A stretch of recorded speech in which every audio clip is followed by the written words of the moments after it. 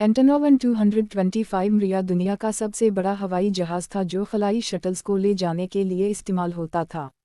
Soviet union ने इसे 1980 की दुहाई में अपने बोरान स्पेस प्रोग्राम के लिए तैयार किया था। इसके परों की लंबाई 88.4 मीटर थी, यानी जैसे 20 गाड़ियों कतार में खड़ी कर दी जाएं। 6 ताकतवर इंजनों के साथ ये 6,40,000 किलोग्राम वज़न उठा सकता था, यानी तकरीबन 400 हाथियों के बराबर। एक परवाज़ में ये 250 टन का कार्गो ले जा सकता था।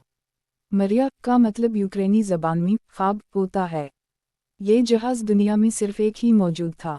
ये 850 किलोमीटर फी घंटा की रफ्तार से परवाज़ करता था और एयरपोर्ट्स पर लोग सिर्फ उसे देखने के लिए आते थे। 2022 में रूस और यूक्रेन की जंग के दौरान उसे तबाह कर दिया गया। इंजीनियरिंग का ये शाहकार अब सिर्फ तारीख की किताबों में बाकी रह गया है। बाज़ औक़ात कोई मशीन इतनी ख़ास होती है कि उसका ख़ातिमा दुनिया भर के हवाबाज़ी के शौकीन अफराद के दिल तोड़ देता है।